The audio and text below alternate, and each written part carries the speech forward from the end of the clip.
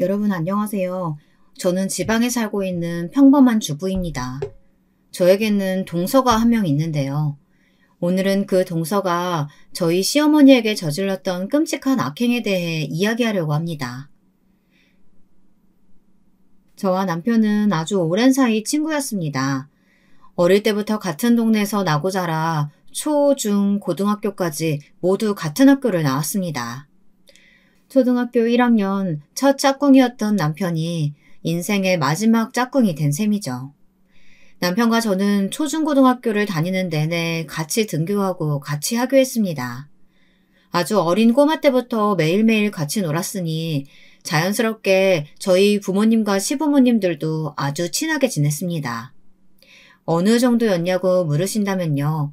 다 같이 휴가를 맞춰서 여름 휴가, 겨울 휴가를 갈 정도였죠.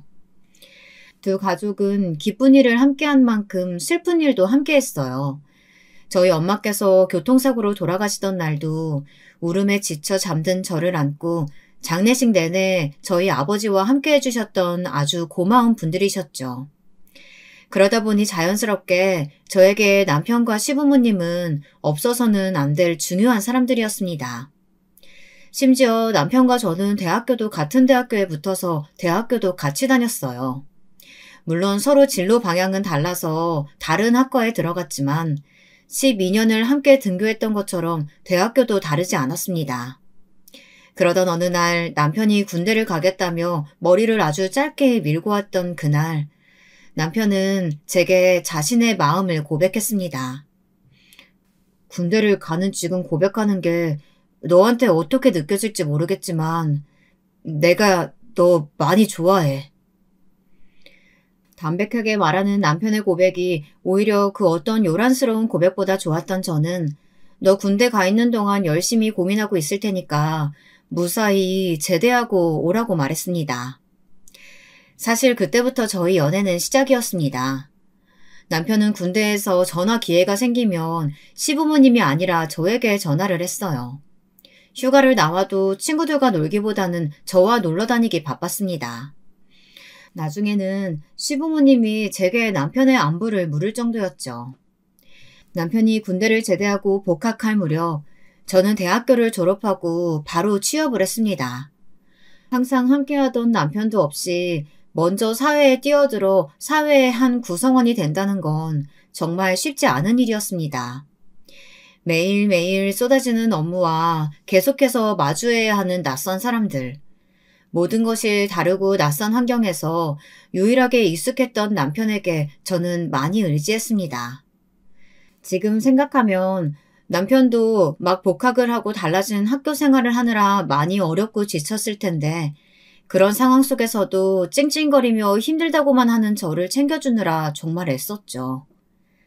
사람은 적응의 동물이라고 점점 익숙해지는 회사 생활과 인간관계에 저는 안정을 찾아갔습니다. 그때쯤 남편도 졸업하고 바로 취업을 해 사회생활에 뛰어들었습니다. 각자 일하는 분야가 다른 만큼 가끔씩은 서로 이해하지 못할 일들이 생겼고 그로 인해 싸우기도 했지만 저와 남편은 그 다툼을 이겨내며 오랜 연애 끝에 결혼을 하게 되었습니다. 저희가 결혼한다는 소식에 제일 좋아하셨던 분은 시어머니였어요. 제가 아주 어렸을 때부터 일하느라 바쁘셨던 일찍 돌아가신 제 어머니를 대신해 저를 챙겨주셨던 저의 또 다른 어머니. 시어머니께서는 저와 남편이 결혼하고 싶다고 말씀드린 순간 그 누구보다 기뻐하시며 이렇게 말씀하셨습니다. 드디어 진짜 내 딸이 되는구나. 제가 아주 어릴 적부터 바쁘셨던 저희 엄마를 대신해 매일매일 예쁘게 머리도 빗겨주시고 따서 묶어주시던 시어머니는 항상 제게 이렇게 말씀하시고는 하셨습니다. 어쩜 이렇게 예쁜 공주가 다 있을까? 우리 지혜, 그냥 이모 딸 할래? 네, 저는 이모 딸도 하고 우리 엄마 딸도 할래요. 아이고, 예쁜 공주. 아이고, 이뻐라. 어릴 때는 항상 듣기 좋은 말만 해주시고 부드럽게 머리카락을 쓰다듬어 주시는 시어머니가 너무 좋아서 정말 엄마에게 하듯이 아양도 부리고 투정도 부리고 했거든요. 사실 어머님께서는 딸이 아주 간절하셨다고 해요. 남편이 태어나기 전 딸이 있었다고 들었습니다. 하지만 태어나서 100일도 넘기지 못하고 죽었는데 그 일 때문인지 딸을 계속 낳고 싶다고 하셨어요. 시간이 흘러 다시 뱃속 아기가 생겼지만 남자아이였고 그 남자아이가 남편이었죠. 남편을 낳고 3년 후 다시 아기를 가졌지만 둘째도 아들이 태어났어요. 딸을 보고 싶어 셋째도 도전하려고 했지만 더 이상 아기가 생기지 않아 딸을 갖지 못하셨다고 했거든요. 저희 엄마가 돌아가시고 시어머니께서는 또 다른 제 엄마가 되어주셨습니다. 새벽 일찍 일하러 나가셔야 했던 아빠가 혹시라도 식사를 못하고 가실까 일부러 반찬을 많이 했다고 냉장고에 먹기 좋게 넣어주셨고 제가 아침밥도 못 먹고 학교에 갈까봐 남편을 시켜 저를 데리고 와 아침밥도 차려주셨죠. 저와 시어머니는 피만 안 섞였지 정말 가족이었습니다. 그런 제가 본인의 아들인 남편과 결혼하겠다고 했으니 시어머니는 얼마나 좋으셨겠어요. 이런 시어머니의 지극정성을 아셨던 시아버지도 당연히 저희가 결혼을 해야지 누가 결혼을 하냐며 허허허 하고 웃으셨고요. 엄마 아버지 저희 결혼할게요. 허락해 주세요. 저희 결혼 허락해 주시면 부모님들 속 안 썩이고 잘 살겠습니다. 당연히 너희들이 결혼을 해야지. 너희들이 결혼 안 하면 세상 누가 결혼할 수 있겠니? 드디어 내게도 딸이 생기는 거예요, 여보. 세상에 이렇게 예쁜 딸이라니 너무 행복하구나. 아이고, 누가 보면 우리 형제가 아니라 지혜 누나가 우리 집 외동딸인 줄 알겠다. 옆에서 툴툴거리면서도 도련님은 진심으로 저와 남편의 결혼을 축하해 주었습니다. 근데 사실 나도 지혜 누나랑 형이랑 언제 결혼할지 너무 궁금했었어. 근데 형이랑 누나 결혼하면 나는 누나를 뭐라고 불러야 되는 거야? 형수님? 그렇지. 재경이 너는 이제 지혜한테 형수님이라고 해야지. 형수님이라니 이상해. 난 그냥 누나라고 부를래. 이렇게 화기애애하게 이야기가 마무리되고 저희 아빠에게도 남편과 결혼하겠다고 이야기를 했습니다. 저희 아빠도 당연히 찬성한다고 하시면서 제가 시집을 간다고 하니 마음의 짐이 하나 덜어지는 느낌이라고 웃으며 말씀하시더군요. 아빠, 우리 잘 살게요. 그러니까 허락해 주세요. 네, 아버님. 저희 절대 양가 부모님 실망시키지 않게 잘 살도록 하겠습니다. 지혜 손에 물 한 방울 묻히지 않겠다는 말은 못하겠지만 눈에 눈물방울 떨어지지 않도록 그렇게 하겠습니다. 아이고, 그래. 이렇게 자신만만하게 말하는 사위라면 당연히 결혼 찬성이지. 너희 둘이 언제 결혼 이야기 꺼내는지 기다리고 있었다. 저희 아빠도 당연히 너희 둘이 결혼해야 한다고 말씀하시면서 기분 좋게 웃으셨고 약 2주 뒤 양가 부모님들이 모이셔서 맛있게 밥을 먹으며 오순도순 상견례도 끝냈습니다.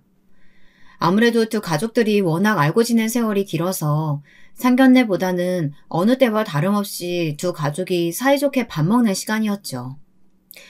이제 정말 사돈이네요, 사돈. 그러게 말입니다.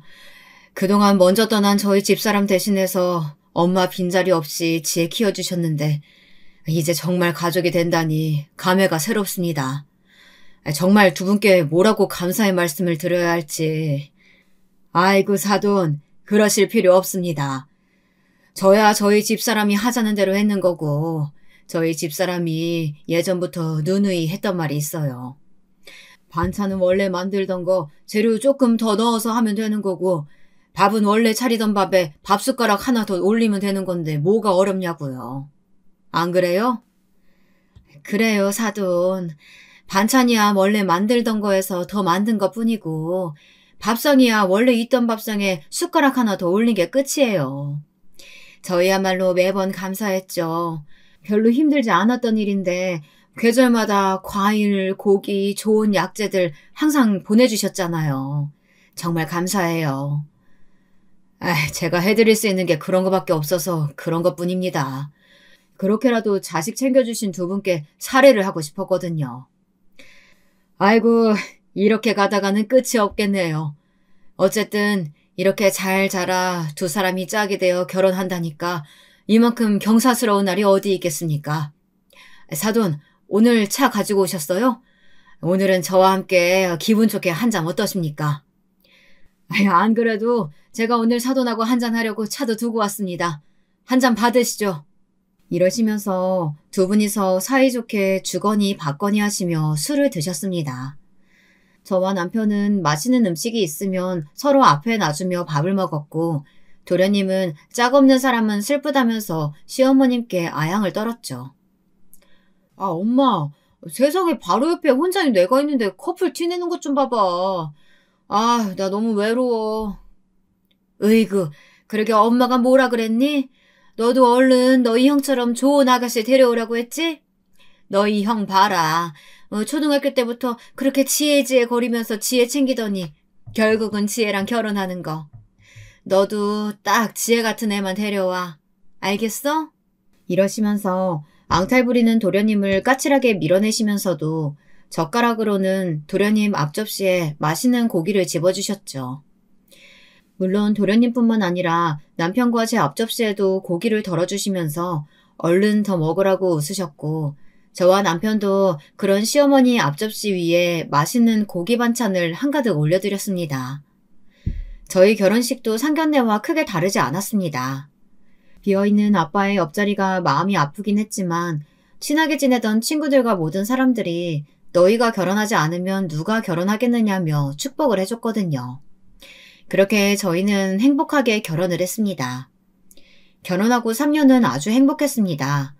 크게 바뀐 것 없이 여전히 부모님같이 상냥하고 좋으신 시부모님, 변함없이 한결같이 저를 사랑해주는 남편, 세상에서 그 누구보다 저를 아껴주시던 아빠, 결혼했으니 이제 정말 형수님이라며 낯간지럽다고 하면서도 열심히 형수님이라고 불러주는 도련님까지 정말 이렇게 행복할 수 없겠다고 생각했죠.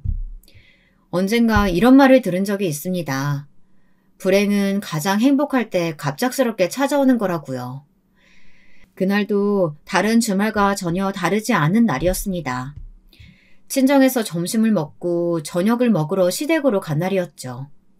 맛있게 저녁밥을 먹고 시부모님 과일 깎아드리겠다고 설치며 시아버지에게 방금 깎은 사과가 꽂힌 포크를 드리는데 툭 하고 포크가 떨어지더니 갑자기 시아버지께서 쓰러지셨습니다.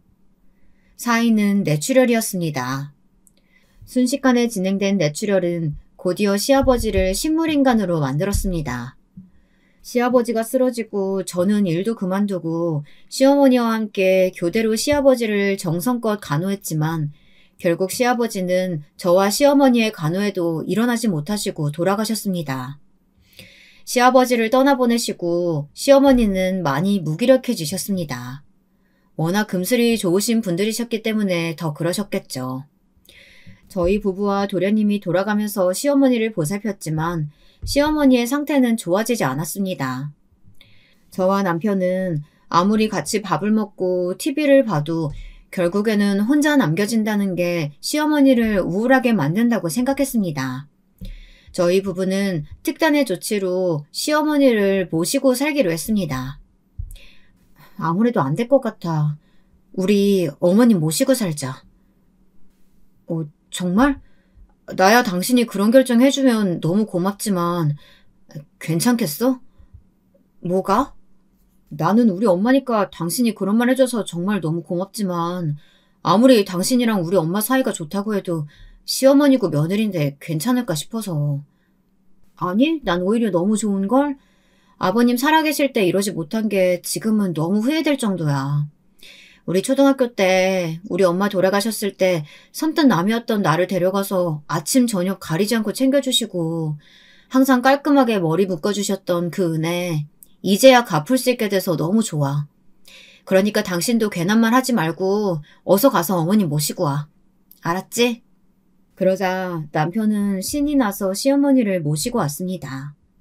처음에는 완강하게 저희 집으로 가지 않겠다고 하시는 시어머니를 강제로 모시고 저희 집에서 살다가 이제 됐다며 다시 시댁으로 돌아가시는 시어머니를 설득시키는 걸 여러 번 한 결과 저희 부부는 살고 있던 집을 전세로 돌려 세입자를 들여놓고 무대뽀로 시어머니 집으로 들어가 눌러앉았습니다. 아이, 됐다니까. 이제 너희 집으로 가렴. 언제까지 이 엄마 귀찮게 할 거니? 너희 정말 이럴 거니?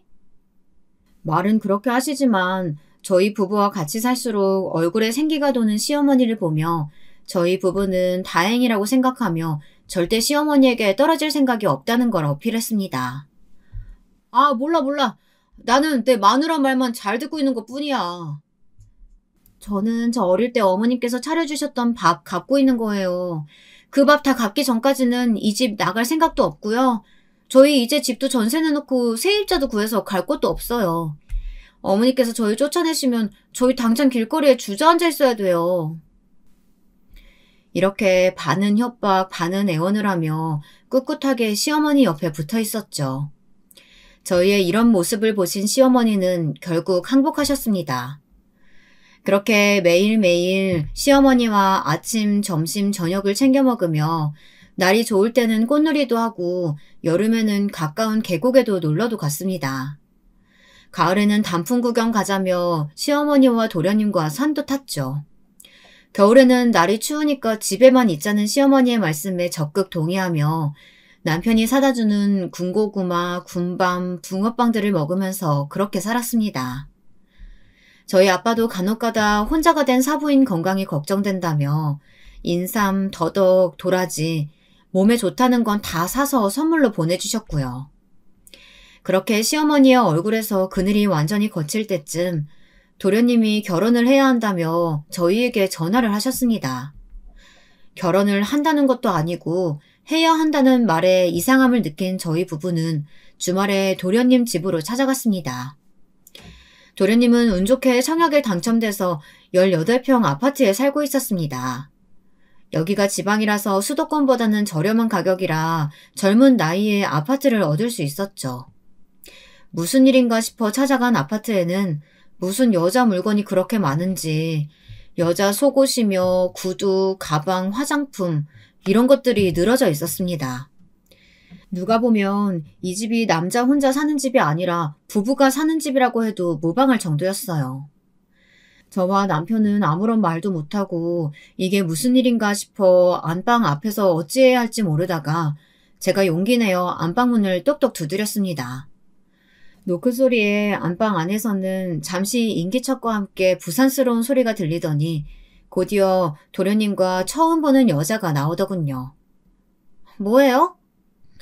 날카로운 목소리에 쫙 찢어진 눈, 깡마른 몸에 묘하게 툭 튀어나와 있는 배. 한눈에 봐도 성질이 장난 아닐 것 같은 사람이었습니다. 도련님은 그 여자 옆에서 한 발자국 떨어져서는 아무것도 하지 못하고 우물쭈물 있더군요. 저는 재경이 형입니다. 이 사람은 재경이 형수 되는 사람이고요. 처음 뵙는 분이신데 누구세요? 사실 이렇게 묻지 않아도 대충 무슨 사이인지 의심은 갔지만 저도 남편도 콕 집어서 물어보지 않았습니다. 괜히 어림짐작하고 싶지 않기도 했고 내심 저런 사람이 제 동서가 될 사람이라고는 생각하고 싶지 않았거든요. 아, 재경 오빠 가족 되시는 분들이세요? 저는 재경 오빠 아기 임신한 사람이에요. 당당하게 툭 튀어나온 배를 들이밀고 있는 여자 모습에 저와 남편은 할 말을 잃었습니다. 세상에 여자친구도 아니고 결혼할 사이도 아니고 아기를 임신한 사이라니. 도련님은 너무 놀라 아무 말도 못하고 있는 저희를 보고 머뭇거리다가 한숨을 푹 내셨습니다. 그 한숨을 바로 옆에서 들은 여자가 갑자기 신경질을 내며 짜증을 내더군요. 그래가지고 땅 꺼지겠어? 왜? 내가 뭐 잘못 말했어? 마치 치와와처럼 사납게 지저대는 여자의 모습에 저는 저절로 인상이 찌푸려졌습니다. 순하고 밝기만 한 우리 도련님과는 전혀 어울리지 않는 여자라고 생각했거든요. 하지만 저와 남편은 그 모습을 보고도 아무 말 하지 않았습니다. 상황 파악이 되지 않아 머리만 점점 아파오더군요. 도련님과 대화할 시간이 필요해요. 잠시 도련님 좀 데리고 나가도 될까요? 제 목소리는 제가 생각해도 생각보다 덤덤한 목소리였습니다. 옆에 있던 남편도 고개를 끄덕이며 잠시 데리고 가겠다고 말했고 도련님은 잠시 머뭇거리더니 옆에 있던 여자 눈치만 살피더군요. 여자는 자기 눈치를 살피는 도련님의 모습에 깔깔 웃더니 그렇게 하시라며 도련님의 어깨를 툭 쳤습니다. 그러세요, 그러세요. 누가 보면 제가 오빠 강제로 잡고 있는 줄 알겠어요? 아, 근데 나가는 건 제가 할게요. 제가 오늘 선약이 있어서요. 이렇게 말한 여자와 도련님은 다시 안방으로 들어갔고 곧이어 옷을 챙겨 입은 여자가 이따 저녁에 다시 오겠다고 하며 깔깔거리며 집을 빠져나갔습니다. 저와 남편은 문이 닫히고 잠기는 소리가 들릴 때까지 잠시 기다렸다가 헬쓱해진 도련님의 얼굴을 바라봤습니다. 도련님은 한숨을 내쉬더니 저와 남편을 식탁에 앉히고는 커피를 내려주며 말했습니다. 영주 말대로야. 영주가 내 아이를 임신해서 결혼해야 돼. 임신? 결혼? 그게 말이 된다고 생각하냐? 형이 널 아는데? 너 저런 사람 싫어하고 무서워하면서 어떻게 하고 돌아다녔길래 갑자기 임신 얘기가 나오고 결혼 얘기가 나와? 저는 흥분하는 남편을 말리며 말했습니다. 이런 말 하는 거 좀 미안하지만 뱃속의 아이 정말 도련님 아이 맞아요? 내가 그동안 도련님 여자친구 몇 명 봤는데 저 영주라는 사람은 그 전에 여자친구와는 전혀 다른 이미지잖아요. 도대체 무슨 일이 있었던 거예요? 제 질문에 도련님은 두 손에 얼굴을 파묻고 한참 동안 아무런 말도 하지 못하더군요. 잠시 뒤 고개를 든 도련님은 차마 고개를 들고 할 수는 없는지 고개를 다시 푹 숙이고 말했습니다. 일어나 봤더니 영주랑 한 침대에 누워있었어. 그날 오랜만에 만난 친구들이랑 술 마시다가 갑자기 여자 무리가 와서 술을 같이 마시자고 하더라고. 같이 술 마신 친구들 말로는 내가 술 마시다가 다른 술집으로 2차 가자는 걸 뿌리치고 집에 간다고 하고 가게를 나갔다고 했는데 일어나 보니까 술도 못 마시는 놈이 무슨 술을 그렇게 마셔가지고는. 여보, 그만해. 나도 미치겠어. 그래도 어떡해. 내 아기 가졌다고 온 사람을 내가 어떻게 하냐고. 내가 아기 아빠라고 하는데 어떡해. 둘 다 그만. 어찌됐든 이미 엎어진 물이잖아요. 주워 담는다고 담을 수 있겠어요? 둘이 목소리 키워가며 싸우는 것보다 수습을 해야지. 어차피 낙태는 불법이라 하지도 못해요. 저 여자분도 자기 인생이 있을 텐데 한번 잘 얘기해봐요. 꼭 결혼이 정답은 아니잖아요. 도련님은 제 말에 자기 머리를 쥐어뜯으면서 울먹거리는 목소리로 말했습니다. 아기가 있으니까 결혼하겠다고 하잖아요. 제가 그러니까 결혼하려고 하는 거잖아요. 자기는 아기를 꼭 낳겠다고 하는데 그럼 어떡해요. 저와 남편은 이 황당한 상황에 어떠한 말도 하지 못했어요. 후에 늪에 빠진 도련님만 하염없이 바라보다가 더 이상 아무런 말도 하지 못하고 도련님 댁을 빠져나와야 했습니다.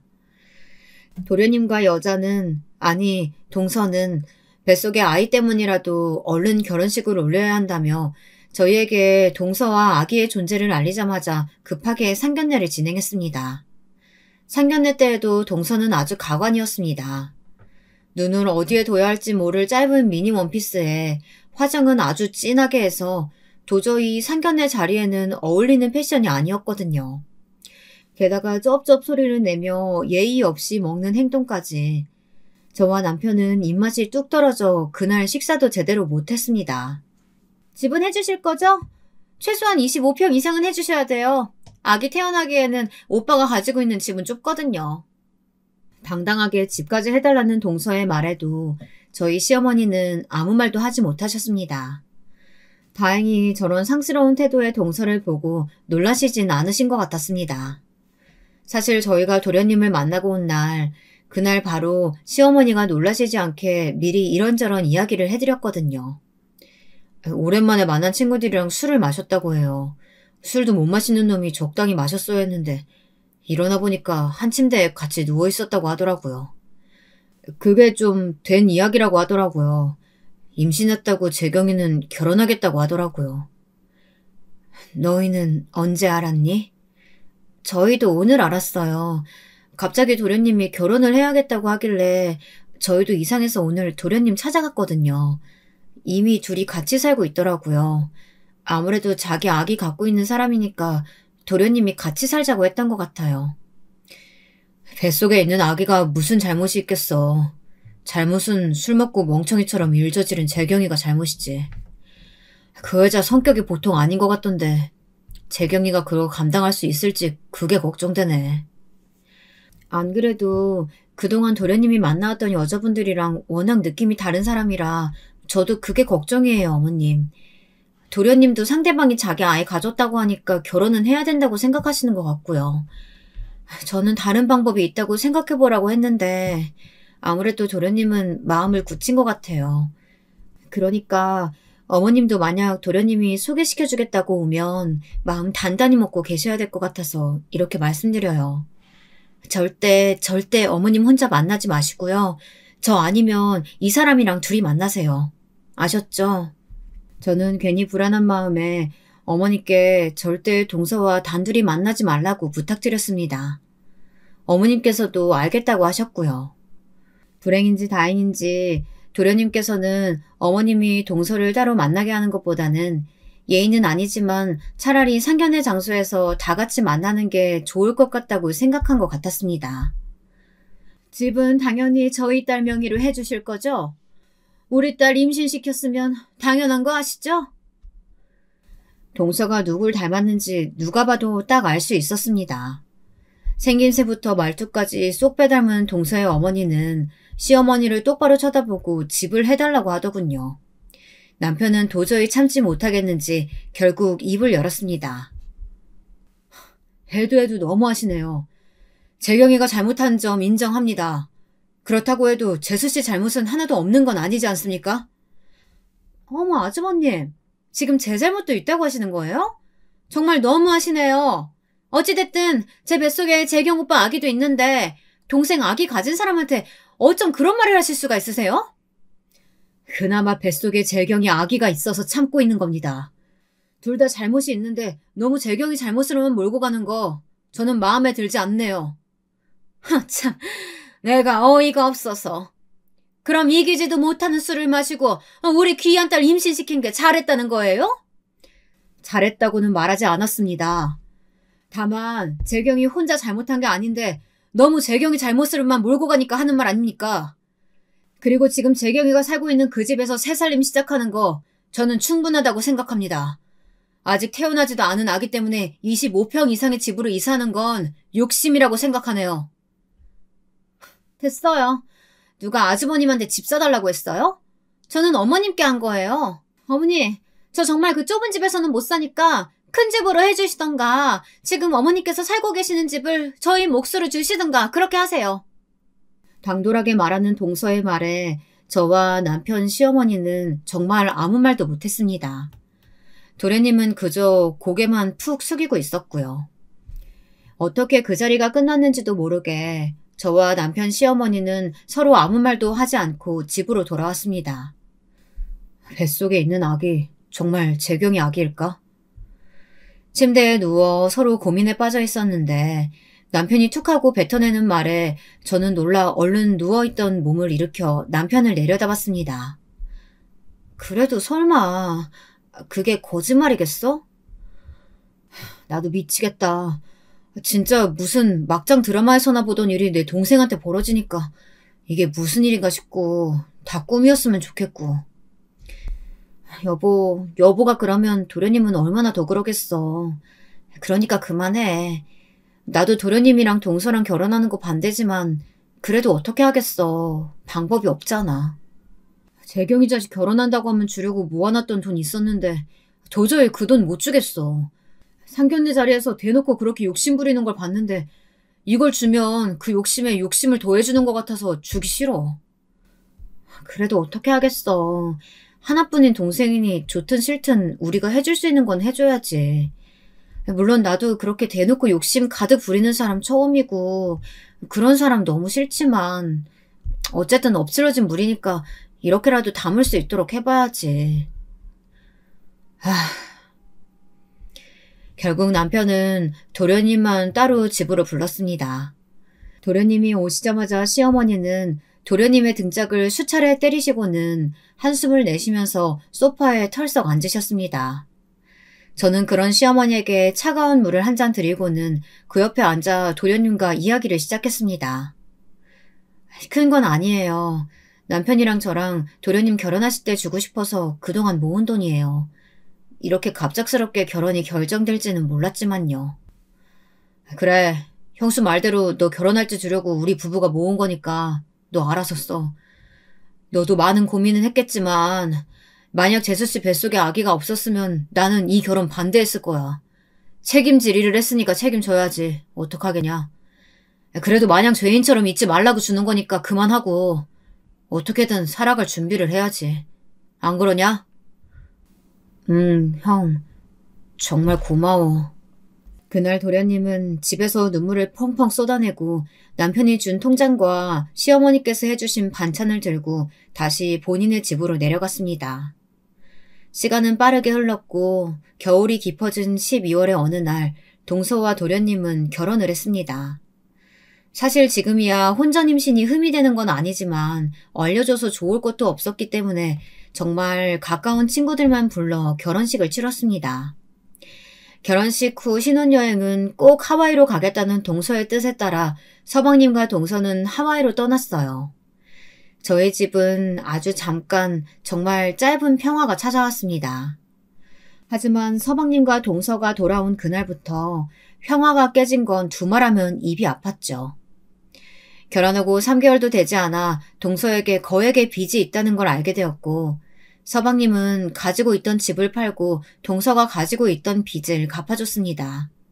빚을 갚고 남은 돈으로 월세를 구해 우선 이사를 했지만 그렇게 되자 동서는 하루가 멀다 하고 저희 부부와 시어머니가 함께 살고 있는 시어머니 집에 와서 엉엉 울며 한풀이를 하는 거 아니겠어요?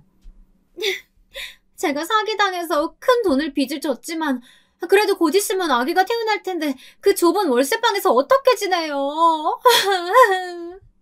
세상 떠나가라 우는 만석의 동서에 처음에는 달래도 받고 마침 저희 부부의 집에 전세로 살고 있던 세입자분들이 일이 잘 풀려 다른 곳으로 이사 간다고 하셨으니 거기로 들어가서 돈을 좀 아끼라고도 말했습니다.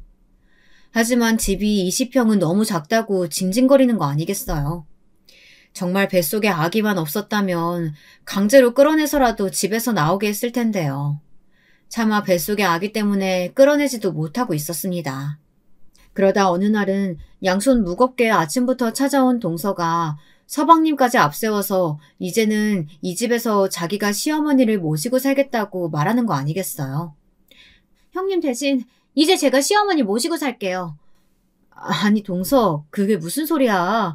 시어머니를 모시고 살 거라니. 동서 곧 있으면 아기도 태어나는데 그게 무슨 말도 안 되는 소리야. 저는 필사적으로 말도 안 되는 소리라고 말렸지만 동서의 막무가내 밀어붙이기는 어찌할 도리가 없었습니다. 아우 진짜 제가 어머니 알아서 잘 모실 테니까 이제 형님은 신경 끄시라고요. 형님 뭐 어머니 재산에 관심 있으셔서 일부러 지금 점수 따려고 이러시는 거예요? 저는 결국 이런 동서의 등살에 밀려 집에서 쫓겨나다시피 나와야 했습니다. 때마침 남편의 회사가 갑자기 이사를 결정하게 되어서 남편의 회사 근처로 이사를 가게 되었기 때문에 저는 동서에게 시어머니를 잘 부탁한다는 말만 수차례 남길 수밖에 없었습니다. 동서, 정말 우리 어머니 잘 부탁해. 알았지? 이제 겨우 다시 밝아지셨는데 언제 또 우울해하실지 모르니까. 부탁할게. 혹시나 어머님께서 나 찾으시면 꼭꼭 연락 주고. 알았지? 저의 이런 물음에 동서는 네네 이러면서 대충 대답하더라고요. 저는 지금이라도 어머니를 모시고 갈까 했지만 어머니께서 모르는 동네로 가는 것도 싫고 시아버지 살아생전 함께했던 이 집을 떠나기 싫다고 강력하게 말씀하셔서 결국 떨어지지 않는 발걸음을 옮겨 남편을 따라 이사를 해야 했습니다. 이사한 집은 시어머니 집에서 차를 타고 약 1시간 정도 떨어진 거리였어요. 저는 떨어진 거리만큼이나 매일매일 시어머니에게 연락을 했죠. 어머님 잘 지내시죠? 저희 이번 주말에 꼭 갈게요. 어디 가시지 말고 저희 기다렸다가 맛있는 거 먹어요. 아셨죠? 아유 됐다 됐어. 매주 피곤하게 왜 계속 오고 그래. 너희도 주말에는 쉬어야지. 아이, 참. 그런 서운한 말 하지 마세요. 저 아직 어머니한테 받은 밥 다 못 채웠단 말이에요. 그러니까 저희랑 같이 여기 와서 사시지. 그럼 저한테 못 받은 밥 다 채울 수 있으셨을 텐데. 아이고, 그 밥상 다 채우려면 어림잡아도 10년은 남았을 텐데. 됐다, 됐어. 그럼 주말에 도착해서 바로 전화 드릴게요. 11시에 전화 드릴 테니까 바로 나오셔야 돼요. 아셨죠? 처음 몇 개월은 어머니와 아주 연락이 잘 되었습니다. 아무래도 동서가 만삭이고 그랬으니 혹여나 시어머니를 힘들게 하지는 않았을까 했는데 그런 건 전혀 없이 오히려 시어머니가 나가실 때 배웅도 해주고 하시더라고요. 시어머니도 처음에는 껄끄러웠지만 같이 살다 보니 말과 행동이 거칠어서 그렇지 좋은 사람인 것 같다고 말도 했고요. 아무래도 뱃속에 아기도 있고 그러다 보니까 감정이 이리 뛰고 저리 뛰었나 보더라고. 행동이랑 말투는 거칠어도 애는 참 좋은 애인 것 같아. 어제는 내가 좋아한다는 미역국 끓여주겠다고 주방에서 만삭인 몸으로 움직이는데 얼마나 고맙던지. 그동안 걱정했던 게 모두 거짓말인 것처럼 아주 착한 아이인 것 같더구나. 정말요? 다행이에요. 사실 저랑 남편이랑 이사하면서 엄청 걱정했거든요. 서방님이 일 나가시면 동서가 어머니 괴롭히는 건 아닐까 했는데 오히려 잘해준다는 소리 들으니까 마음이 한결 가벼워요. 오늘은 어머니가 좋아하는 고기도 먹고 동서가 좋아하는 음식들 포장해서 집에서 같이 저녁 먹어요. 그날도 어머니랑 점심 먹고 동서에게 줄 음식을 포장하는 사이 서방님에게 전화가 왔습니다. 무슨 일이야? 형, 지금 영주 지금 진통 와서 병원으로 가고 있어. 형도 얼른 엄마 모시고 병원으로 와. 네, 그렇게 아기가 태어났습니다. 동서와 아기는 다행히 건강하게 태어났고 약 한 달 정도 조리원에서 생활하다가 시어머니 댁으로 돌아갔습니다. 동서가 집으로 들어오고 얼마 지나지 않아 서방님이 장기 출장으로 약 한 달 정도 집을 비우는 일이 생겼습니다. 저와 남편은 출장을 좀 미루면 안 되냐고 물었지만 승진이 달렸다는 도련님의 말에 제가 도련님이 안 계시는 동안에도 동서 케어하면서 시댁에 지낼 생각도 했었어요.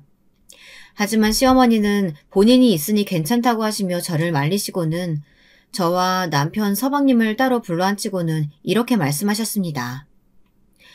시작이 어쨌든 이제 재경이 아기도 태어났으니까 이 집을 작은 애한테 출산 선물로 줄까 한다. 엄마. 그래요. 이 집은 엄마 거니까 엄마가 주고 싶은 사람한테 주세요. 나는 누구를 주든 상관없어. 저도 저희 남편이랑 같은 의견이에요. 저는 이미 어머님께 충분한 사랑과 마음 받았으니까 이 집을 누가 가지든지 상관없어요. 재환이랑 지혜가 그렇게 말해주니까 정말 고맙구나.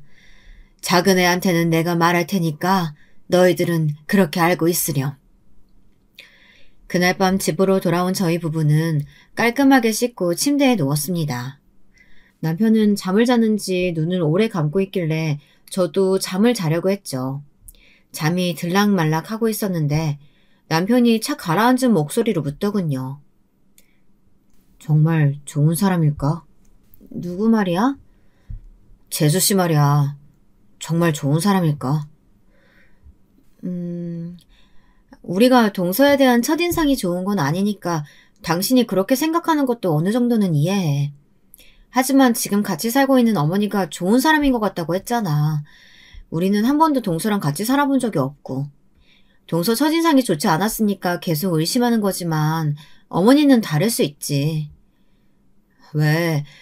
재수씨가 상견례 자리 때부터 엄마 집을 탐냈잖아. 나는 왜 그게 아직도 마음에 걸릴까?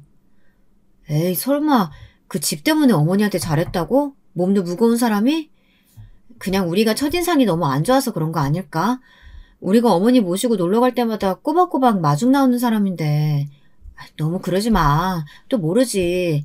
같은 나이 또래들한테는 좀 틱틱거리고 자기보다 나이 많으신 어른들에게는 잘하는 사람일 수도 있잖아. 저는 왜인지 모르게 불안하다는 남편을 달래가며 잠을 청했습니다. 뜻하지 않게 그 주 주말부터 어머님과 잘 연락이 되지 않았습니다. 손주를 봐야 한다며 오지 말라는 짧은 문자만 와 있었죠.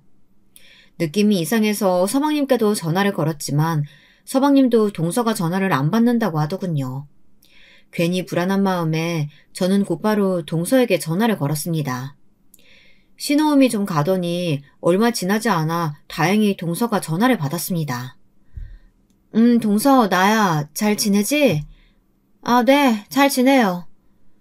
귀찮다는 듯이 대답하는 동서의 전화에도 저는 괜히 긴장되어 한참 말을 고르다 어머니 잘 계시냐고 물었습니다. 동서, 우리 이번 주에 한번 갈 생각인데 혹시 뭐 필요한 거 있어? 아기 선물해줘야 하는데 말이야. 선물이라는 말에 아까와는 전혀 다른 음색에 저는 곧바로 대답했습니다. 조카가 태어났는데 우리가 선물을 해줘야지. 원하는 거 있으면 말만 해. 우리가 선물 사서 들고 갈게. 에이, 원래 아기 있는 집에 오는 거 아니라고 했어요. 그냥 선물만 보내세요. 가지고 싶은 건 문자로 보낼게요. 이러면서 끊으려고 하길래 저는 얼른 다음 대답을 뱉어냈습니다. 그래, 동서가 문자 주면 내가 사서 보낼게. 그리고 어머님 한 번만 바꿔줄래? 요즘 어머니가 손주 보는 재미가 있으셔서 그런지 연락도 안 되네. 어머님 좀 바꿔줄래? 하지만 이내 뚝 하고 전화가 끊기는 소리가 들렸습니다. 저는 돌처럼 굳어서 전화를 받던 그 자세 그대로 정신이 아득해지는 걸 느꼈습니다. 어찌 보면 할 말만 하고 끊는 동서의 성격이 잘 보여지는 전화 예절이었지만 다르게 생각하면 저와 시어머니가 전화를 못하게 막는 거일 수도 있다는 생각이 들었거든요. 저는 불안한 마음에 일하고 있을 남편에게 전화를 걸어 지금 당장 시어머니 댁으로 갈 거라고 말했습니다. 남편은 자기가 반차를 쓸 테니 같이 가자고 했지만 저는 그런 남편의 말을 무시하고 집을 나섰습니다. 지금 내가 반차 쓸게. 당신 혼자 어떻게 간다 그래. 아니, 당신 올 때까지 못 기다려. 우리 어머니 잘 계시는지 내가 봐야 할 것 같아. 그러니까 나랑 같이 가자. 나도 엄마 잘 계시는지 내 눈으로 확인해야 하니까. 그럼 당신도 어머니 댁 앞으로 바로 와. 나는 택시 타고 먼저 가 있을게. 남편에게 단호하게 시어머니 댁으로 오라고 하고는 전화를 끊었습니다. 타이밍 좋게 오는 택시를 잡아 시어머니가 사시는 동네로 가달라고 기사님께 말씀드리고는 불안한 마음을 눌렀습니다. 시어머니 댁에 도착하자마자 저는 용수철처럼 택시에서 내려 곧바로 엘리베이터를 타고 위로 올라갔습니다. 그리고는 숨을 가다듬고 초인종을 눌렀죠. 짧게 띵동 하는 소리가 울렸습니다. 저는 다시 한번 초인종을 눌렀고 안에서는 짜증이 가득 섞인 동서의 목소리가 들렸습니다. 가요, 가. 이번에는 조용했는데 왜 그래요? 잠시 뒤 희미하게 애기 우는 소리가 들리더니 이내 문이 열렸습니다. 동서는 문 앞에 선 저를 보고 잠시 당황한 듯 하더니 인상을 쓰고 자신의 몸으로 집 안을 들여다보지 못하게 막더군요. 그러고는 한껏 짜증내면서 물었어요. 형님이 여긴 어쩐 일이세요? 어찌나 앙칼지게 물어보던지 순간 깜짝 놀라 심장에 쿵쿵 뛰는 소리가 귀까지 들리는 것 같았습니다. 내가 시댁에 오겠다는데 동서한테 말하고 와야 돼? 어머님 보고 싶어서 왔어. 어머님은 어디 계셔? 여기가 형님 시댁은 맞지만 엄연히 제 집이에요. 그리고 어머님은 외출하셨어요. 가세요. 이러면서 저를 밀치는 거 아니겠어요? 방금보다 날카롭게 대응하는 동서를 보고 확신을 가졌습니다. 뭔가 이상하다는 걸요. 저는 있는 힘껏 동서를 밀쳤습니다. 동서는 안간힘을 쓰며 버티다 결국 밀렸고 저는 그 틈을 놓치지 않고 집 안으로 들어갔습니다. 그리고 들어간 그곳에서 저는 최악의 집을 마주했습니다. 더러운 기저귀들이 쌓여있고 얼마나 오래됐는지 모를 쓰레기 봉투들이 가득 쌓여 지독한 냄새를 풍기고 있었습니다. 게다가 누구의 옷인지 모를 옷들과 함께 소파에는 처음 보는 남자가 술에 취했는지 술 냄새를 풍기며 나체의 몸으로 누워있더군요. 순간 최악의 상황이 머리를 스치고 지나갔습니다. 저는 황급히 시어머니를 찾았습니다. 어머니 어디 계세요? 엄마! 화장실 문도 열어보고 작은 방이며 안방의 화장실 문도 열어봤지만 시어머니는 그 어디에도 있지 않으셨습니다. 동서는 그런 저를 보며 말했죠. 어머니 외출하셨다니까요? 아니, 거짓말하지 마. 내가 여기 올라오기 전에 경비원분께 다 여쭤보고 왔어. 엄마가 외출 안 하신 지 좀 됐다고 말이야. 너 우리 엄마 어디에 숨겼어? 저는 앙칼지게 말하는 동서보다 더 앙칼지게 말하며 동서를 쏘아봤습니다. 그 순간 다시 희미한 아기 울음소리가 들렸고 저는 그 울음소리를 따라 주방에 있는 보일러실로 향했습니다. 굳게 닫힌 보일러실 문을 열자 콩콩한 먼지 냄새와 함께 그 좁은 곳에서 눈에 피멍이 든 시어머니가 갓난아기를 안고 얼으며 숨어 계시더군요. 활짝 열린 문에도 나올 생각은 하지 못하시고 그저 멍하니 아기만 달래는 모습을 보고 저는 아무 말도 하지 못했습니다. 시어머니께서는 마치 넋이 나간 사람처럼 아기만 달래고 계셨습니다. 저는 그런 시어머니를 품에 꼭 끌어안고 동서를 찢어 죽일 듯이 째려봤습니다.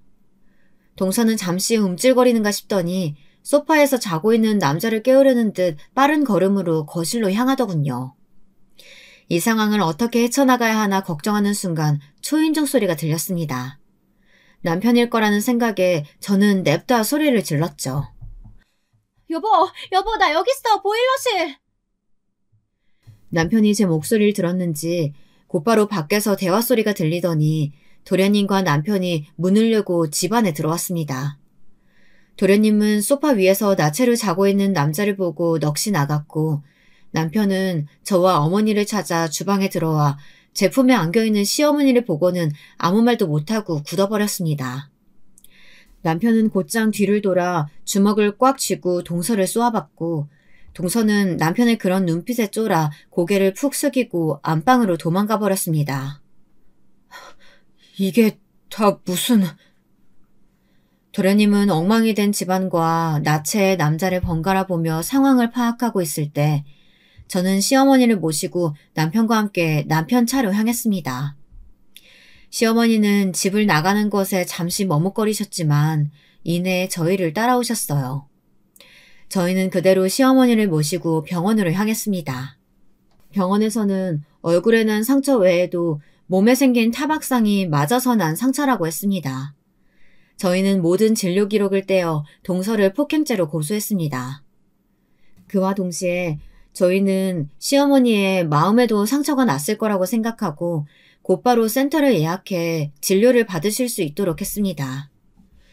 도련님은 도련님 나름대로 집안이 엉망이었던 것과 그동안 이웃집에서 누군가 흐느끼는 소리, 때리는 소리, 아기 우는 소리 등을 듣고 가정폭력으로 신고했던 민원들과 술에 취해 나체로 소파에서 자고 있던 남자를 주거 침입죄로 신고해 남자의 신원을 특정했습니다.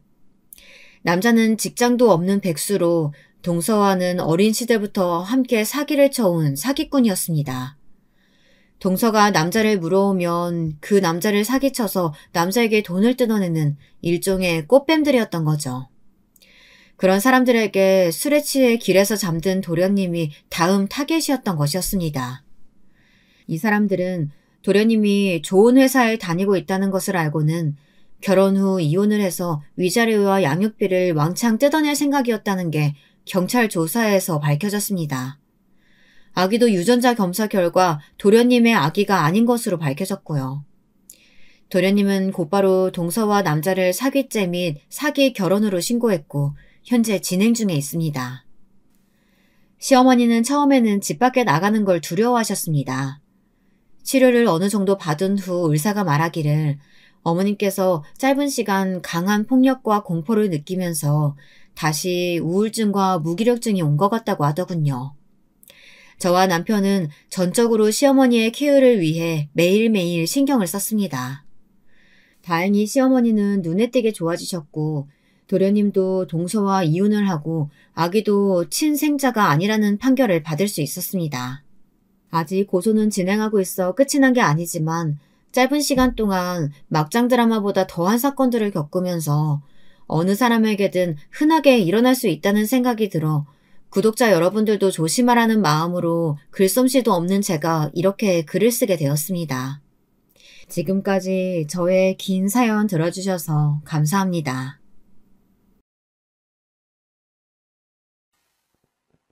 안녕하세요. 저는 인천에 사는 이소은이라고 합니다. 평소 사연 채널을 많이 듣고 있는 가정주부입니다. 평소에 설거지하고 청소기 돌리면서 이 사연 채널을 듣고 있는데요. 덕분에 적적하던 삶에 큰 위로와 많은 에너지를 얻고 있어요. 그래서 오늘은 제 이야기도 해볼까 해요. 부디 딸과 같이 여겨주시어 이야기를 끝까지 들어주신다면 감사하겠습니다. 저는 우울증을 꽤나 오래 알아왔어요. 요즘은 우울증이라고 하면 사람들은 흔하고도 감기 같은 질병이라고 많이들 인식하는 것 같아요. 그만큼 인생에서 한 번쯤 다들 우울증을 걸리기도 하고 힘든 시기가 있잖아요. 그런 시기에 찾아오는 병이라고 하죠. 저도 그랬어요. 가장 힘든 시기 우울증으로 무려 10년을 고생했네요. 제가 우울증을 알았던 건 아마도 어린 시절에서 비롯되었을 것 같아요. 저는 그다지 화목하지 못한 집안 환경에서 자랐어요. 아버지는 매일같이 술을 마시고 들어오시고 어머니는 자식에게 무관심하고 그런 부모님 밑에서 자라다 보니 늘 투명인간이 된 것 같은 기분을 느끼곤 했어요. 그러던 어느 날 집안의 사정이 어려워지면서 저는 보육원에 맡겨지게 되었어요. 그날이 생생히 기억이 나는데요. 그날 엄마는 저를 세워두고 이렇게 말씀하셨어요. 소은아, 이거 사탕 먹고 있어. 엄마랑 아빠 금방 올 거야. 알겠어, 엄마. 얼른 와야 해? 저는 보육원 선생님의 손에 끌려가기 전까지 꼬박 어머니와 아버지를 기다렸던 것 같아요. 허나 부모님이 오지 않을 거란 걸 확인사살한 후에야 저는 울음을 터뜨렸고 매일같이 엄마와 아빠를 부르짖었던 것 같아요. 보육원 생활은 버겁고 힘들었어요. 또래 아이들과 가깝게 지내지도 못했고 사랑이 가장 중요하던 때 그걸 채워줄 수 있는 어른도 없었어요. 보육원 원장님은 좋으신 분이었지만 저희 보육원은 챙겨야 할 아이들이 너무 많았고 저는 그중 한 명일 뿐이었어요. 그래서 저는 부모님께 받지 못한 관심과 사랑을 다른 곳에서 채우려고 했어요. 특히 학교 선생님과 같은 주변 어른들에게서 말이에요. 다른 사람의 비위를 맞춰준다고 하죠. 저는 늘 제 생각이나 마음보다는 다른 사람이 어떻게 생각하는지, 뭘 좋아하는지가 우선이었어요. 저보다는 다른 사람의 마음과 요구를 충족시키기 위해 노력하곤 했어요. 그러다 보니 병이 찾아온 것 같아요. 보육원에서 독립하여 직장 생활을 하기 시작하던 때부터 혼자 있으면 그렇게 기분이 공허하고 우울할 수가 없었어요. 그래서인지 이 기분을 잊기 위해 술을 마셨고 아침에 일어나면 술 기운을 없애기 위해 이름 모를 약을 한 알은 먹고 출근을 하곤 했어요. 사실 당시 주변 사람들은 아무도 제게 우울증이 있는지 몰랐어요. 회사 사람들 사이에서 그저 저는 잘 웃고 다른 사람의 비위를 잘 맞추는 사람일 뿐이었죠. 그때 만난 남편은 저에게 한 줄기 햇빛 같은 사람이었어요. 소은 씨, 기분이 안 좋아 보이는데 괜찮아요? 아무도 몰라주었던 제 마음을 먼저 알아봐주고 말 걸어주는 사람. 그게 저희 남편이었어요. 남편은 제게 마음의 안부를 물어봐 주었고 저는 남편의 한마디로 그날의 기분이 좌지우지 되곤 했어요. 나중에 알고 보니 남편은 제가 먹는 정신과 약봉지를 우연히 회사 책상 위에서 발견했다고 하더라고요. 그리고 당시 남편도 제게 마음이 있었던지라 조금 제 표정이 안 좋아 보이면 그렇게 먼저 안부를 물어봐 주었다고 하더라고요. 저는 그런 남편의 호의가 좋았고 좋아하는 감정을 넘어 어느새 짝사랑이란 감정으로까지 이어지게 되었네요. 저기요, 오늘 끝나고 같이 맥주 한 잔 안 하실래요? 맥주요? 좋죠. 그럼 제가 아는 곳으로 갈까요? 그렇게 남편에게 빠져든 지 6개월 되던 차, 저는 어렵게 데이트를 제안했고 남편은 알 수 없는 표정으로 저의 데이트 제안을 받아들였어요. 그리고 그날 저희는 바로 사귀게 되었답니다. 저는 남편이 제 마음을 모를 거라 생각했지만 남편은 이미 알고 있었더라고요.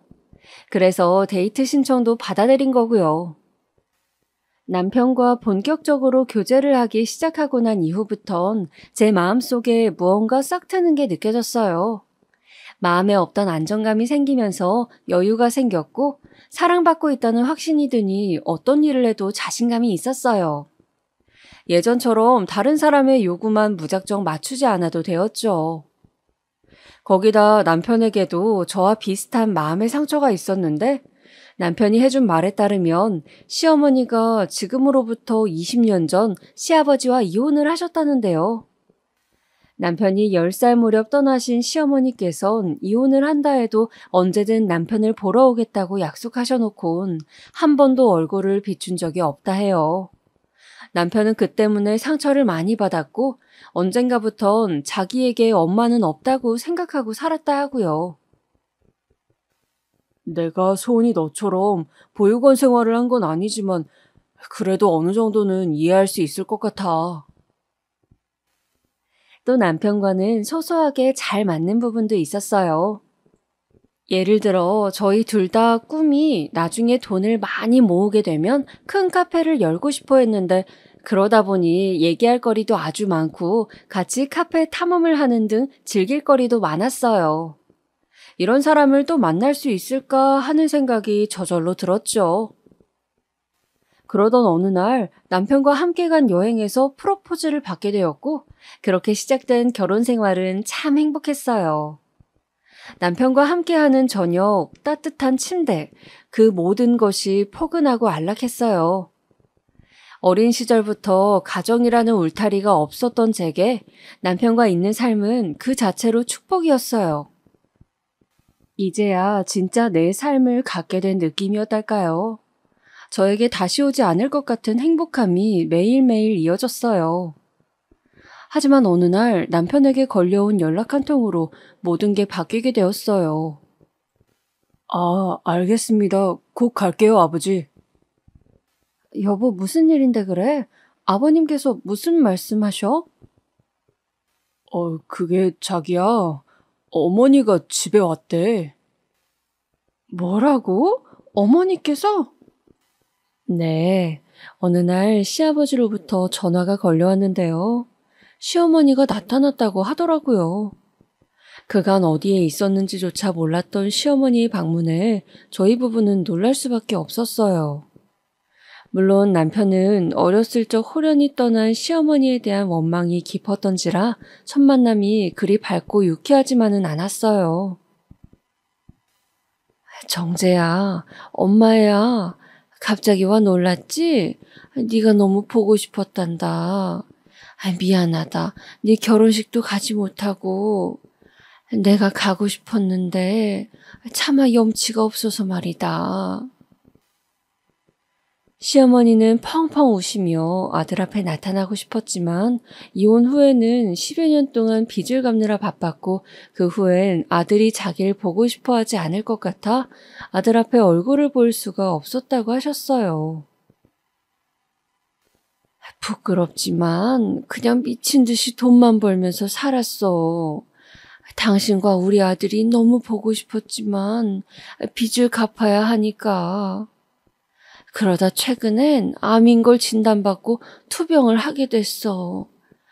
근데 죽을 병에 걸리다 살아나니까 우리 아들이 당신이 너무 보고 싶더라. 너무 미안하고. 시어머니는 암이었다며 진단서까지 내밀었고 다들 그 진단서를 보다 침묵했어요. 시어머니는 죽다 살아나니 그제야 찾아가 봐야겠다는 용기가 생겼다고 남편을 보고 우는데 남편도 시아버지도 어찌해야 할지 모르고 조용히 고개를 돌렸어요. 그런데 시어머니가 눈물 젖은 눈으로 저를 보시고는 손을 덥석 잡더라고요. 네가 우리 며느라기구나. 소은이라고 했나? 아이고, 이쁘게 생겼네. 우리 아들과 결혼해줘서 고맙다. 시어머니는 제 손을 잡고 놓을 줄은 몰랐고 저는 빼지 못한 채 어정쩡한 자세로 시어머니를 마주했어요. 그때 남편이 푹 한숨을 쉬더니 제 손을 시모에게서 빼어 가봐야겠다고 등을 돌렸어요. 시어머니가 남편을 붙잡으려 하자 남편은 시간이 필요하단 말을 하며 뒤를 돌았어요. 이런 말 들으시면 여러분들은 제 남편을 욕하실 수도 있겠지만 저는 남편을 이해했어요. 적합한 시기에 부모의 사랑을 받고 자라지 못하고 자란 남편에게 어머니는 애증의 대상이었어요. 사랑하지만 용서할 수도 이해할 수도 없는 사람이었어요. 아마 남편에게도 그럴 게 분명했어요. 저는 집으로 가는 내내 어두운 남편의 표정을 보며 저 역시 골똘히 생각에 잠겼어요. 남편은 그날 피곤하다며 일찍 잠에 들었고 저도 그런 남편을 보다 심란한 마음으로 잠에 들었죠. 그런데 며칠 후 시어머니에게서 연락이 온 거예요. 모르는 번호로 연락이 와 받아보니 낯이 익은 목소리였어요. 무슨 일로 보자는 건지 모르겠지만 시어머니는 단둘이 보길 원했고 저는 차마 시어머니의 제안을 거절하지 못했어요. 시어머니는 정갈한 한식당 안에서 초조한 얼굴로 절 기다리고 있었어요. 저를 보자마자 벌떡 일어서더니 제 의자까지 빼주시더라고요. 어머니, 저 우선 죄송하지만 무슨 일로 부르신 거예요? 혹시 정재 씨랑 화해하고 싶어서 그러신 건가요? 그래, 맞아. 도저히 내 힘으로는 안 될 것 같아서 너를 불렀어. 근데 어머님, 이건 제가 나설 수 있는 문제가 아닌 것 같아요. 정재 씨 마음에 달린 문제인데 아직 정재 씨는 어머님을 받아들일 수 없는 것 같아서요. 안다, 알아. 근데 나는 정말 내 아들밖에 없어. 정말이다, 소은아. 시어머니는 계속해서 그 뒤로도 얼마나 자기 입장이 급박한지 줄줄이 읊으셨어요. 요약하면 어머님은 아들이랑 화해하고 싶다는 말씀이셨고 그 마음이 너무 간절해 보였어요. 저는 남편도 이해하고 시어머니 입장도 이해가 되어 굉장히 혼란스러웠어요. 하지만 시어머니께서 눈물을 흘리며 호소하는 마지막 말에 그만 저도 마음이 동해버렸어요.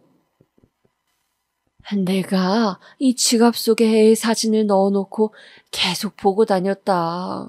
얼굴 잊어버릴까봐. 행여나 그럴까봐 까먹지 않으려고. 나는 죄인이야. 부모가 되어 해준 게 하나 없으니 걔한테 엄마 소리를 듣고 싶은 게 아니야.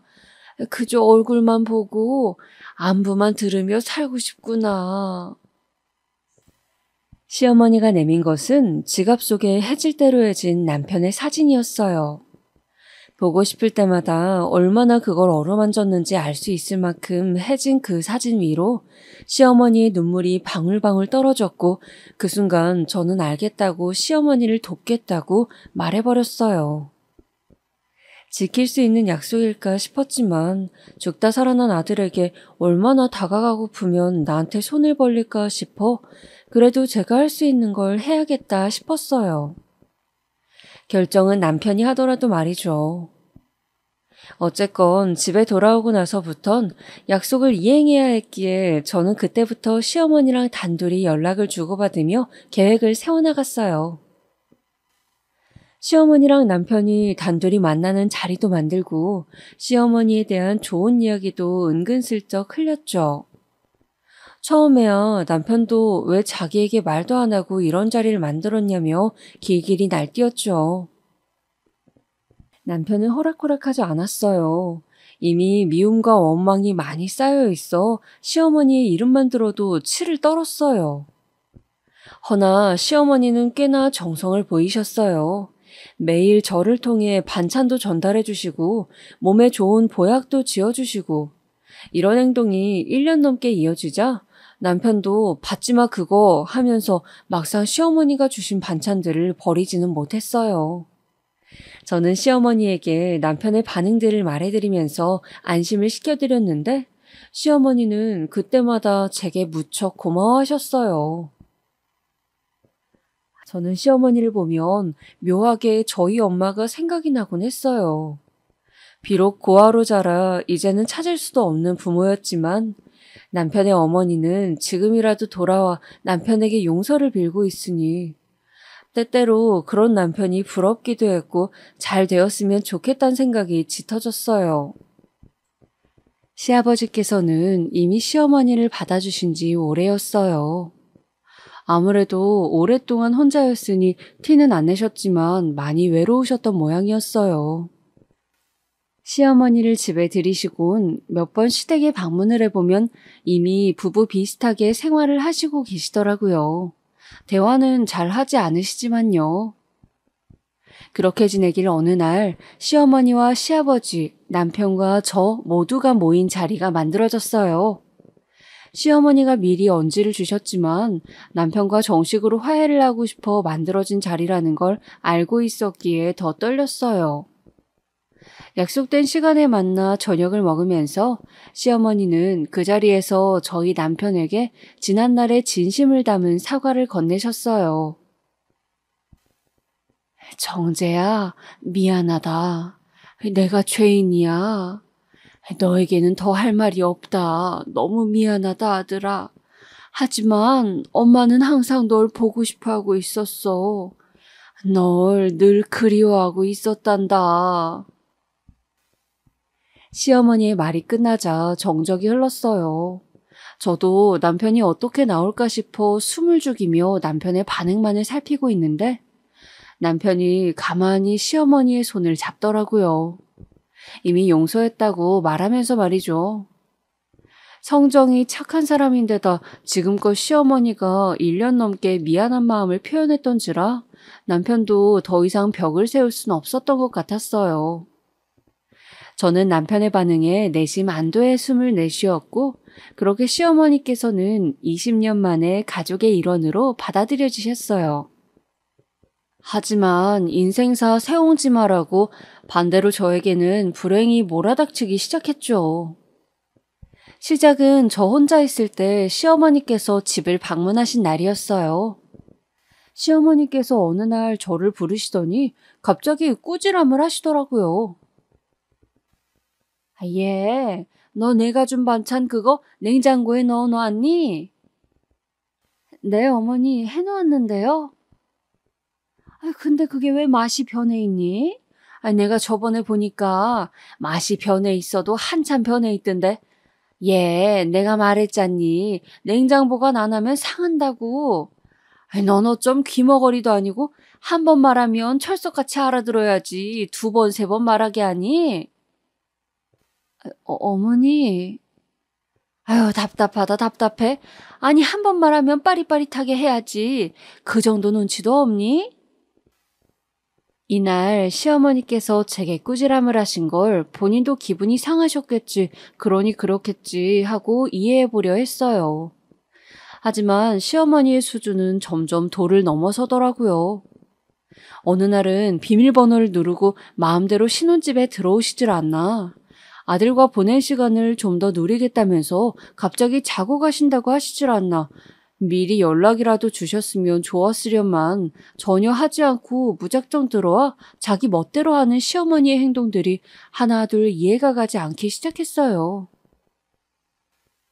어머니, 연락을 미리 주시면 제가 배웅이라도 나갔을 텐데요. 너는 근데 내가 오는 게 달갑지 않으냐? 네? 그럴 리가요. 근데 표정이 왜 그래? 하나뿐인 며느리라고 있는 게 배고프다. 밥 줘라. 식사는 어떻게 하실래요? 제가 어머니 올지 모르고 오늘은 원래 남편과 밖에서 먹기로 했어서 집에 밥이 없는데 외식 괜찮으세요? 외식? 아니, 우리 정재는 밖에서 먹는 밥 안 좋아하는데 무슨 외식이니? 그리고 외식이 얼마나 돈이 많이 드는지 몰라서 그러니? 조미료 투성이 음식을 왜 돈 주고 사 먹어? 내가 갖다 준 반찬 있잖니? 그거 먹으면 되잖아. 매번 이런 식이었어요. 연락을 하고 오지 그랬냐 하면 배터리가 없었단 핑계를 대셨고 식사도 곧 죽어도 안 해서 하시려 했어요. 그럼 저만 죽어라 집안일을 해야 했죠. 아무튼 그런 시어머니의 행동들이 불편해질 무렵 시어머니께서 저를 조용히 불러내시더니 또 다른 식으로 트집을 잡고 야단을 치시더라고요. 바로 제 옷차림으로 말입니다. 참고로 설명드리자면 제가 그때 입었던 티는 가슴이 보이는 티가 아니었고요. 조금 딱 달라붙는 티였어요. 민망하지만 살이 쪄서 널널했던 티가 달라붙어 큰 가슴이 유독 드러났던 건데 시어머니는 그걸 지적하고 나서더라고요. 흉측하다느니 얼른 갈아입고 오라느니 그러면서 온갖 상처를 다 주더니 급기야 제가 이대로 화를 내기도 못해 어쩔 수 없이 옷을 갈아입고 오자 시어머니는 그제야 만족한 듯 웃으셨어요. 아유, 얘, 나는 네가 나를 무시하려고 일부러 그렇게 입고 온 줄 알았어. 미안하다, 아가. 기분 상했다면 사과하마. 오늘 저녁은 내가 사주마. 나중에는 저렇게 온화하게 웃으며 말씀을 하시더군요. 마치 화라곤 안 내본 사람처럼 말이에요. 사실 시어머니가 이렇게 행동하는데 여러 이유들이 있겠지만 제가 추측한 이유로는 아들에게 떨어져 있던 세월이 긴 만큼 엄마 노릇을 하고 싶긴 한데 막상 엄마 노릇을 하자니 남편에게 다가가긴 좀 어색하고 괜히 저에게와 온갖 텃세 아닌 텃세를 부리는 것 같았어요. 그리고 거기에 묘한 자격지심이 겹쳐져 제가 조금이라도 말실수를 하거나 연락을 소홀히 하면 자기를 무시한다고 생각했어요. CM으로 대접하지 않는다고 말이죠. 인터넷에서도 여러 유형의 시어머니들을 보았지만 또 이런 식으로 며느리를 괴롭히는 시어머니는 처음이더라고요. 마음 둘 데가 없어 친구들에게 상담도 해보았어요. 친구들이 하는 말 대부분은 비슷했어요. 서은아, 지금부터 저러면 니네 시어머니 점점 더 강도가 세질 것 같은데 어떡하면 좋니? 얼른 남편에게 말해서 중재를 좀 해달라고 해야 하는 거 아니야? 맞아. 이런 건 남편이 중간에서 잘 말을 전달해줘야 해. 근데 참 제 상황이 특수 상황이었어요. 제가 이걸 그대로 남편에게 말하면 남편은 다시 시어머니와 멀어질 것이고 그럼 시어머니는 저를 탓하실 게 뻔했어요.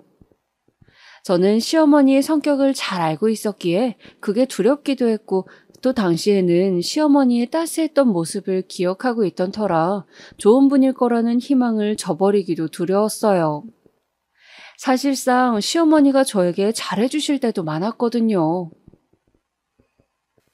우리 아가, 오늘 뭐 먹고 싶은 거 없니? 엄마가 사줄 테니 남편 데리고 나와라.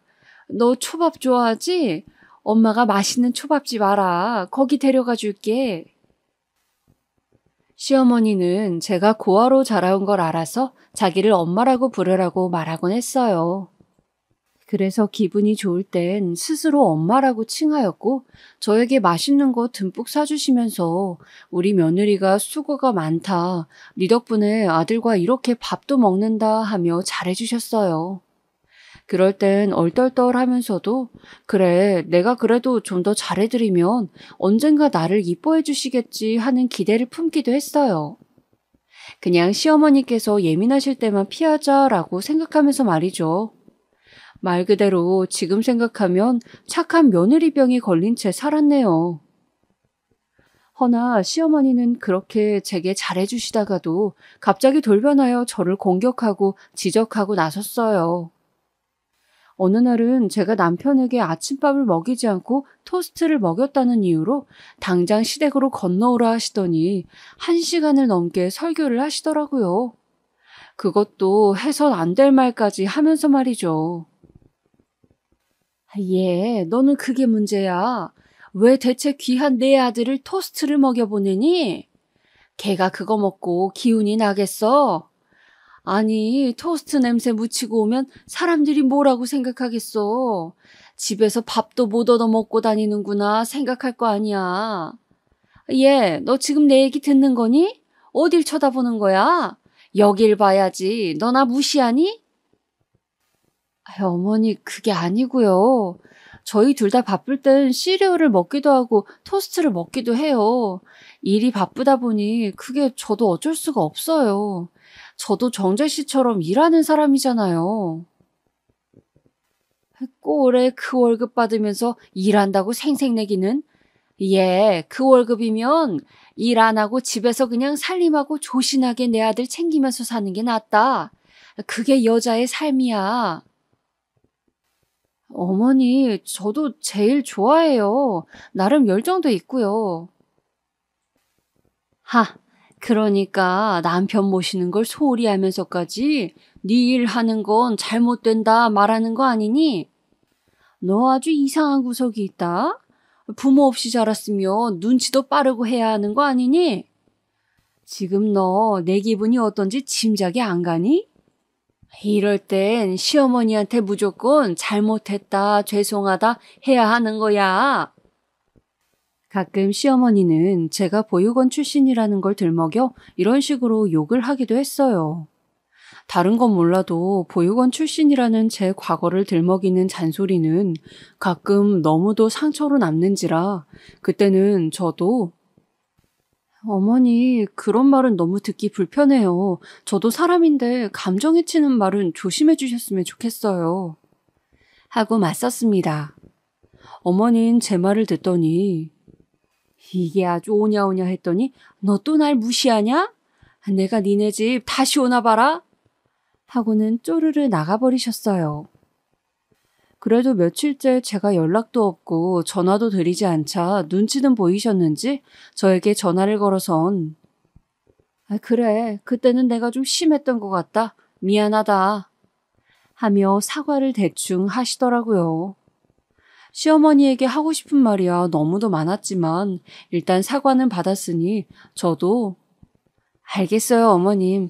이제 아무리 화가 나셔도 그런 심한 말씀은 하지 마세요. 하고 넘어가곤 했어요. 근데 그러던 어느 날부터 좀 이상한 일이 생겼는데요. 시어머니께서 제게 돈을 빌려달라고 하시더라고요. 이 시기는 유독 시어머니께서 그간 했던 잔소리도 하지 않으시고 입안에 혀처럼 저에게 잘 해주셨던 때였어요. 갑자기 시어머니께서 일을 하고 있던 제게 전화를 거셔서 돈을 빌려달라 하신 게 그 시작점이었어요. 소은아, 지금 엄마한테 5만 원만 입금해 줄 수 있니? 아니, 장 보러 왔는데 그만 지갑을 두고 왔지 뭐야. 내 정신 좀 봐. 그래요? 알겠어요, 어머님. 금방 보내드릴게요. 처음에는 아주 작은 액수였어요. 10,000원, 5만 원, 어쩔 때는 10만 원, 이 정도에서 그쳤어요. 지갑을 두고 오셨다길래 급하게 입금해드린 거였죠. 근데 문제는 돈을 요구하는 횟수가 점점 잦아지고 액수도 커진다는 거였어요. 언젠가는 제게 전화를 거셔선 굉장히 미안한 말투로 소은아, 엄마가 한의원에 왔는데 약값이 생각보다 비싸네. 3개월 한꺼번에 지으면 할인을 더 해준다고 해서 100만 원만 입금해 줄 수 없겠니? 하는 거였어요. 사실상 100만 원이란 액수가 작은 액수도 아니고 그걸 왜 굳이 저에게 빌려야 하는 건지, 왜 시아버지의 돈으로 해결하려 하지 않는 건지 의문이 생기더라고요. 그래서 시어머니께 여쭤봤더니 그게 말이다. 내가 사실 요 며칠 전에 엎어져서 허리를 다쳤거든. 근데 내가 한의원 다닌다고 하면 괜히 이 양반 걱정할까 봐 그런다. 솔직히 말하면 집에 들어온 지도 얼마 안 되다 보니 돈 쓰는 것도 눈치 보이고 미안하다 얘. 내가 얼른 일자리를 구하든가 해야지. 이 나이 돼서 할 수 있는 일도 없고. 그런 사정이. 네, 알겠어요. 어머님 입금해드릴게요. 절대 정재한텐 말하지 말아라. 부탁한다. 시어머니가 눈물까지 글썽이며 그렇게 말씀을 하시니 얼마나 눈치가 보였으면 한의원도 제대로 못 가실까 싶어 넉넉하게 돈을 빌려드렸어요. 그리고 제가 돈을 빌려드리고 난 후 시어머니는 뛸 듯이 기뻐하며 너무 고맙다고 저밖에 없다는 그런 말씀을 하셨습니다. 하지만 이유는 모르지만 그런 시어머니를 보면서 어딘가 마음 한구석이 찝찝하더라고요. 그러다 저와 남편이 새로운 인생의 길로 들어서게 되면서 곧 시어머니의 일도 있게 되었어요. 사실상 너무 기분 좋은 일이었었는데요. 바로 시아버지께서 저희가 새롭게 시작할 수 있도록 가게를 차려주신다고 한 거였어요.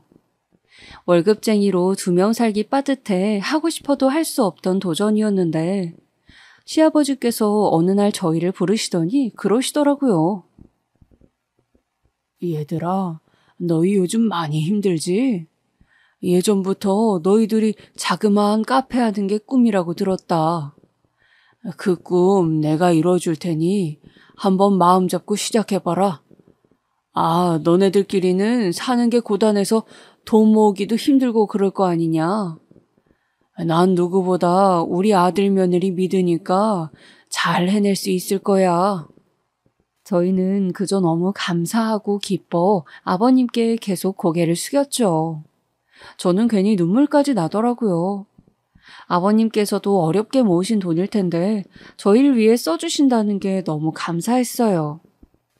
시어머니도 옆에서 잘해보라며 환한 얼굴로 응원해주시고 저희는 그렇게 시아버지의 지원을 약속받고 동시에 퇴사날을 잡았습니다. 그리고 회사를 나가지 않는 주말엔 남편과 함께 이것저것 조사도 하고 카페 하시는 분들을 만나 이야기도 들어보면서 나름대로 준비를 해나가고 있었어요. 하지만 그렇게 바쁘게 준비를 해나가던 찰나 기어이 큰 사건이 터지었는데요. 시어머니께서 제게 갑자기 1,000만 원이라는 액수의 금액을 빌려달라고 하더라고요.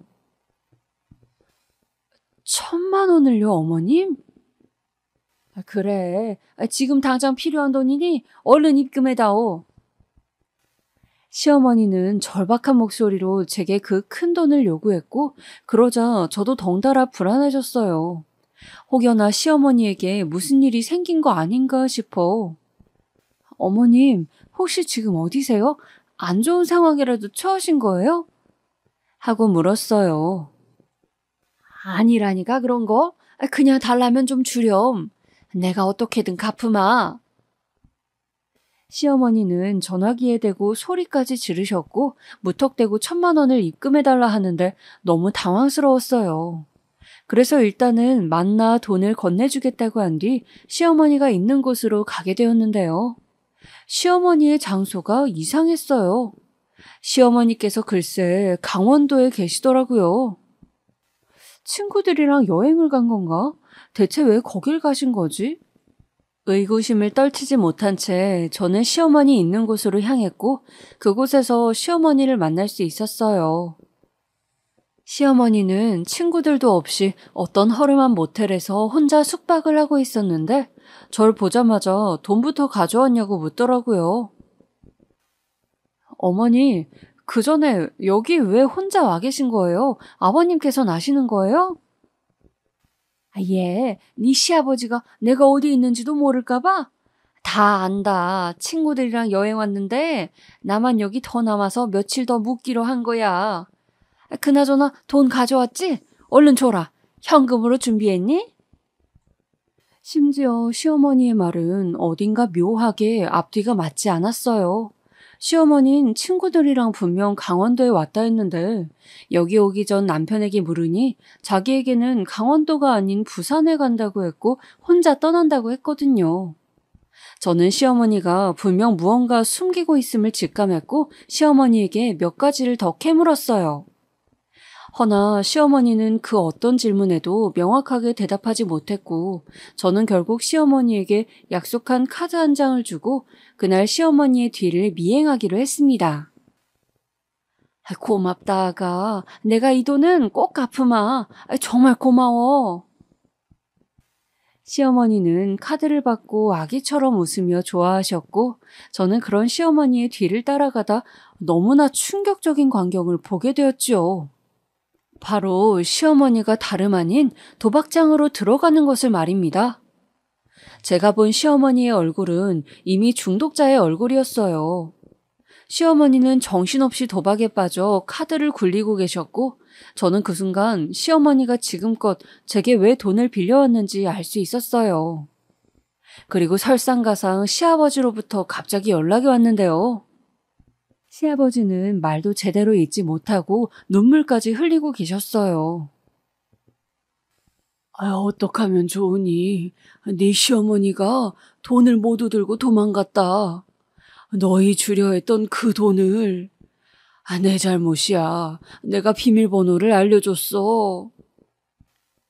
알고 보니 시어머니는 시아버지의 통장 비밀번호를 알아내어 돈을 들고 도망갔다고 하더라고요. 그건 시아버지의 전 재산이나 다름없는 돈이었고 저희에게 주기로 한 돈이셨죠.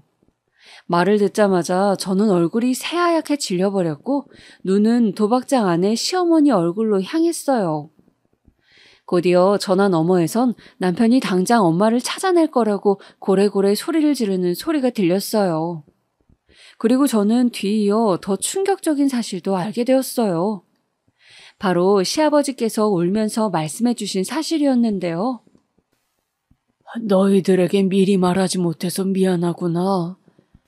20년 전 그 여자 도박에 중독돼서 내가 내쫓은 거야. 이런 일이 생길 걸 알았으면 받아주는 게 아니었는데 끊었다고 하도 신신당부를 하길래 속아 넘어가 버렸다. 다 내 잘못이야. 시아버지의 말을 듣는데 입이 딱 굳어버렸어요. 정말이에요, 아버님? 그래 사실이다. 내가 죄인이야.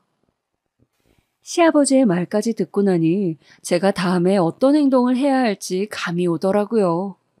저는 잠시 전화를 끊겠다 하곤 바로 도박장 안으로 들어가 시어머니를 마주했습니다. 웃기게도 시어머니는 저를 보자마자 얼굴이 하얗게 변하다가 더듬거리며 묻더군요. 너 혼자 왔지? 이미 다 알고 있어요. 이제 연락드릴 거예요. 어머님 여기 있다고요. 뭐? 안 돼, 안 된다. 소은아 제발. 나 그냥 잠깐 놀러 온 거야.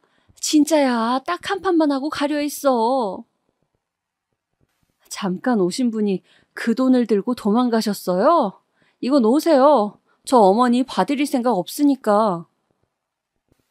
시어머니는 처음엔 안 된다고 바짓가랑이를 붙잡고 몇 번이나 매달렸어요. 그러나 제가 안 된다고 제발 정신 좀 차리라고 하자 갑자기 돌변하시더니 저를 표독스럽게 노려보시더군요. 그리고 이어지는 시어머니의 말은 차라리 제 뺨을 내려치는 게 나을 것 같은 말이었어요. 너 부모도 버렸다며? 부모도 버린 너 내가 가여워서 아주 엄마라고 부르라고 해줬더니 은혜를 이런 식으로 갚아? 부모가 애 버리는 데는 다 이유가 있었다. 이유가 있었어. 네 되바라진 이 꼬락서니가 싫으니 버렸겠지. 근데 시애미한테도 이런 식으로 해?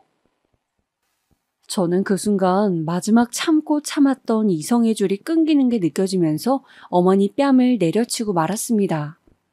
시어머니는 뺨을 감싸고 부들부들 떨었어요. 너 지금... 뭐라고요? 부모가 애 버리는데 다 이유가 있다고요? 어머님, 저 그래서 무시하셨죠? 그래서 무시하고 우습게 여기셨죠? 근데요, 어머님, 사람이 해선 될 말이 있고 안 될 말이 있어요. 어머님은 당신 자식을 버리신 분이에요.